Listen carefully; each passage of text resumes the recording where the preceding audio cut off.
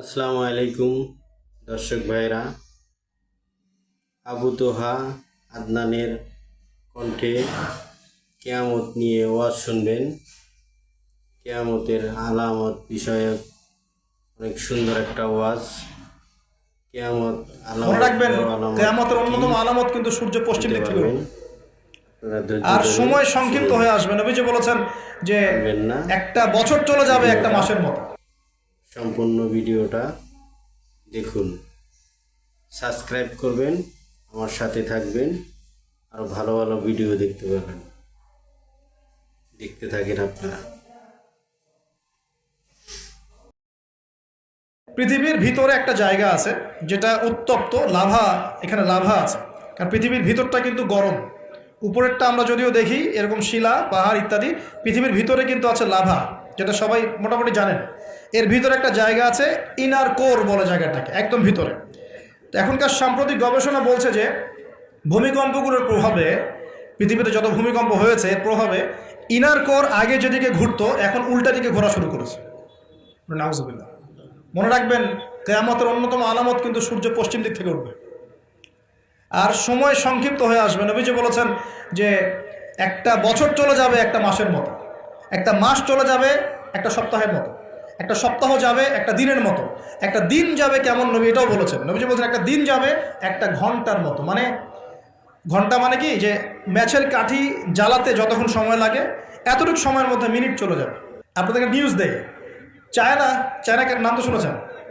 China একটা বাঁধ নির্মাণ করেছে, কৃত্রিম বাঁধ। ওর দেশে একটা কৃত্রিম বাঁধ নির্মাণ করেছে। এটা এত শক্তিশালী বাঁধ, ওখানে এত রড সিমেন্ট আর এই ম্যাটেরিয়ালস ইউজ করা হয়েছে, যেটা এই পাকিস্তান, তারপরে ইন্দোনেশিয়া, হ্যাঁ, বাংলাদেশ, এই যে দেশগুলো আছে, এই পুরো দেশটাকে, এই পুরো দেশের একটা বড় অংশকে এই কংক্রিটের নিচে ঢেকে ফেলা সম্ভব। এত বেশি কংক্রিট এখানে ইউজ করা হয়েছে, চায়না ইউজ করেছে, ওরা ইউজ করেছে। এবং বিশাল একটা পানির ফ্লো তারা সৃষ্টি করেছে, কৃত্রিম, এটা কিন্তু ম্যানমেড। তো আমি গতকাল রিসার্চ করতে গিয়ে দেখলাম যে তারা বলছে এই বাঁধটা নির্মাণ করার কারণে পৃথিবীর আহ্নিক গতির মধ্যে একটা পরিবর্তন চলে আসছে। মানুষের হাতের কামাই। দেখেন, মহাবিশ্বে এমন কিছু একটা হবে যাতে এই পৃথিবীর গতির মধ্যে একটা পরিবর্তন আসবে। একদিন কেমন করে এক বছরের সমান হতে পারে? সাহাবীরা প্রশ্ন করলেন, ইয়া রাসূলুল্লাহ, আমরা তখন নামাজ কেমন করে পড়বো? নবীজি বললেন, অনুমান করে পড়ে নিবে, তোমরা এস্টিমেট করে করে অনুমান করে পড়ে নিবে যে কতটুকু সময় পর পর ওয়াক্ত হচ্ছে। তার মানে সাহাবীরা নামাজে তখনও সচেতন ছিলেন। বিশ্বের সামনে ভয়ঙ্কর কিছু ঘটনা ঘটা এখনো বাকি আছে। বিশ্বটা এমন থাকবে না, এখন যা দেখছেন সব এমন থাকবে না। নবীজি বলছেন জ্ঞান উঠে যাবে যখন, এটা উঠে যাচ্ছে দিন দিন। মানুষকে এখন শেখানো হচ্ছে মানুষ বানর থেকে সৃষ্টি হয়েছে। এগুলো জ্ঞান, এগুলো জ্ঞান। ইসলামের জাজল্যমান ইতিহাসগুলোকে মানুষ ভুলে যাচ্ছে, এগুলো জ্ঞান। মানুষকে শেখানো হচ্ছে সমকামিতা ভালো জিনিস, এগুলো জ্ঞান। সমকামিতা ভালো জিনিস, এটা এটা ব্যক্তি স্বাধীনতা। শেখানো হচ্ছে মানুষকে যে পর্দা এগুলো কুসংস্কার, পর্দা কি কুসংস্কার, এগুলো জ্ঞান। জ্ঞান কাকে বলে? ওয়ুকবাদুল ইলম, মানে জ্ঞান উঠে যাচ্ছে, কবজ করে নেওয়া হচ্ছে। আর দেখেন আরেকটা হাদিসে আসছে, আল্লাহ পাক কিন্তু কোরআন হাদিসকে তুলে নেবেন না। একটা হাদিসে আসছে আল্লাহ পাক কোরআন হাদিসকে তুলে নেবেন না, কিন্তু আলেমদের মৃত্যু হবে বেশি বেশি। আলেমদের জান কবজ করার মধ্য দিয়ে আল্লাহ পাক জ্ঞান উঠিয়ে নেবেন।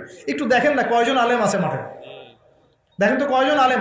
আলেম তো অনেকেই আছে আলহামদুলিল্লাহ, কিন্তু বরেণ্য ওলামা যাদের কথা হাজার লক্ষ কোটি মানুষ শোনে, এমন আলেম কয়জন আছে দেখেন। আস্তে আস্তে প্রবীণ আলেমরা সব চলে যাচ্ছে। আর যে প্রজন্ম আমরা তৈরি করছি, এই প্রজন্মের কতজন এলম অর্জন করে ওই চ্যালেঞ্জ বুকে নিয়ে জাতিকে সংস্কারের জন্য নেমেছে দেখেন একটু।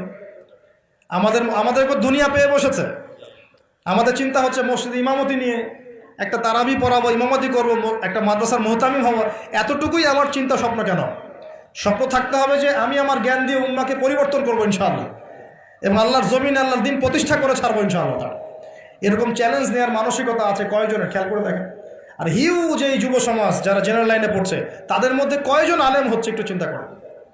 আর যারা দুই একজন উঠে আসার সুযোগ পাচ্ছে, তাদেরকে আবার মানুষ বুক ভরে রিসিভ করছে না, তারা হেল্প পাচ্ছে না, সহযোগিতা পাচ্ছে না, বরং হিংসার শিকার হচ্ছে, বিদ্বেষের শিকার হচ্ছে, আগ্রহ হারিয়ে ফেলছে।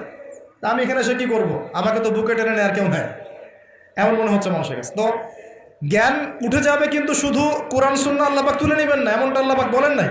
আল্লাহ বলেছেন তার নবীর মাধ্যমে জানিয়েছেন যে আলেমদের মৃত্যু হবে, সংখ্যা কমে যাবে। সংখ্যা বেড়েছে না কমেছে? তা আল্লাহ পাক আমাদেরকে বোঝার তৌফিক দান করুন। আমরা এখন আলেম হই নাই, যে শব্দগুলো আমাদের সামনে ইউজ করা হয় কসম আল্লাহর, এগুলোর সাথে আমাদের কোনো সম্পর্ক নেই।